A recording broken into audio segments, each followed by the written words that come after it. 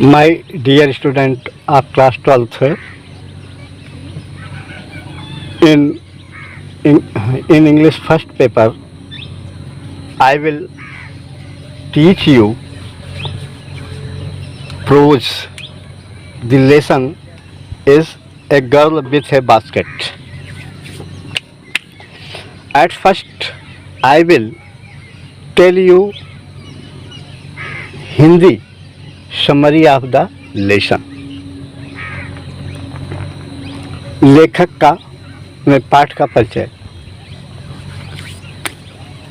William सी Douglas जो supreme court के न्यायाधीश थे, 1950 में वो भारत आए। उनको इस बात की जानकारी पहले से थी कि हिंदुस्तान के लोगों में अपने देश के प्रति स्वाभिमान और कर्तव्य निष्ठा अधिक पसंद है। इसी बात की जांच करने के लिए वे दिल्ली से रानीखेत के लिए रवाना होते हैं। उन्होंने अपनी यात्रा को दो भागों में बांटा। दिल्ली से बरेली तक की यात्रा उन्होंने एक पैसेंजर ट्रेन से की और उसके बाद बरेली से रानीखेत की यात्रा वो एक कार से करने का अपना निर्णय लिए थे। लेखक दिल्ली से पैसेंजर ट्रेन में बैठता है तो मैं चाहता हूं कि उस समय भारत की दशा का वर्णन भी आपके सम्मुख कर दूं। जब वो भारत में आए थे 1950 में, उस समय देश को आज़ाद हुए मुश्किल से 3 वर्ष हुए थे। उन दिनों भारत बेरोजगारी, शरणार्थियों की समस्या, बेरोजगारी की समस्या से जूझ रहा था। तो स्टेशनों पर लोगों का एक लंबा तांता लगा रहता था। इस प्रकार से विलियम सी डगलस अपनी यात्रा शुरू करते हैं। उन्होंने अपना एक सिलसिला बनाया। प्रत्येक स्टेशन पर जब गाड़ी रुकती थी तो प्लेटफार्म पर नीचे आ जाते थे और कम से कम 3 लोगों से बात किया करते थे और उन्हीं 3 लोगों में से वह एक अंग्रेजी बोलने वाले व्यक्ति को प्राप्त कर लेते थे। तो उनका यह सिलसिला था कि जो लोग उनसे मिलते थे उनसे वह देश की स्थिति के विषय में या जो उन दिनों की सबसे मुख्य समाचार हुआ करता था उसके विषय में जानकारी लेते थे। इस तरह से वे हिंदुस्तान की नब्ज को टटोलने का काम कर रहे थे। अब स्टेशन में रास्ते पर उन्होंने जो कुछ भी देखा उसका भी वर्णन उसमें किया है। जैसे कि भारत के मतलब उस रेलवे लाइन के उत्तर की तरफ में विस्तृत जंगल था। इधर दक्षिण क्षेत्र में उपजाऊ जमीन की एक लंबी कतार थी जिसमें सैकड़ों एकड़ धान लगे थे, सब पानी से छहर रहे थे। इस तरह का वर्णन किया। फिर भारत के रहन सहन के विषय में भी उन्होंने वर्णन किया कि ये लोग जो है कच्ची झोपड़ियों में रहते थे, उनके ऊपर उन दिनों कद्दू के फूल खिले हुए थे। तमाम इस तरह की बातों को बताते हैं। और एक स्टेशन पर इनकी मुलाकात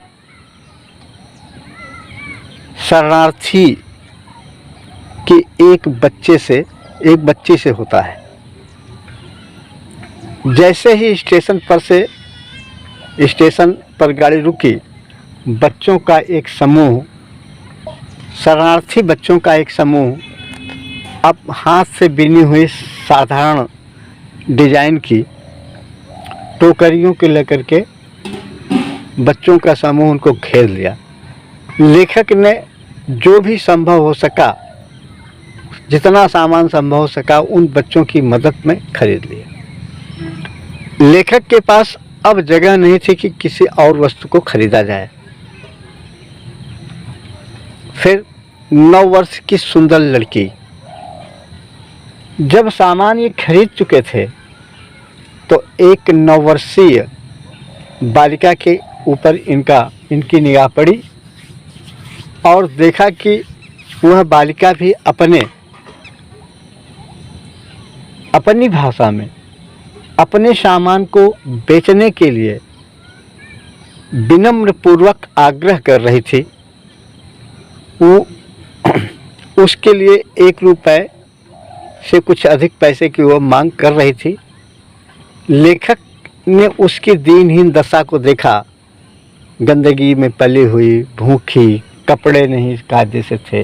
इस तरह की स्थिति में देखते हुए लेखक ने उसकी मदद के लिए सोचा कि हमको किसी भी आर्टिकल की ज़रूरत नहीं है, तो मैं अब कुछ फुटकर पैसे निकाल करके लेखक उसके टोकरी में डाल देता है। इस पर उस चैरिटी का दिया हुआ पैसा, दान का दिया हुआ पैसा बालिका तुरंत वापस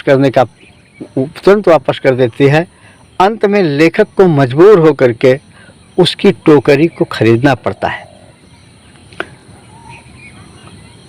तो इस तरह से लेखक देखता है कि लड़की के अंदर, जो लड़की भूखी और गंदगी तथा निर्धनता में अपना जीवन यापन कर रही है, उसके अंदर अपने देश के प्रति इतना स्वाभिमान है।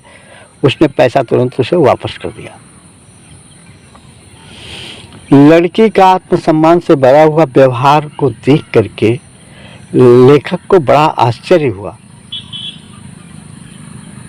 और जब वो लौट करके दिल्ली पुनः आए तो उन्होंने अपनी इस बात को तत्कालीन प्रधानमंत्री पंडित जवाहरलाल नेहरू से बताया कि यही कारण है कि मैं हिंदुस्तान से बहुत प्रेम करता हूँ, क्योंकि यहाँ का छोटा छोटा बच्चा भी अपने कर्तव्य और अपने अधिकार, अपने स्वाभिमान, अपने सम्मान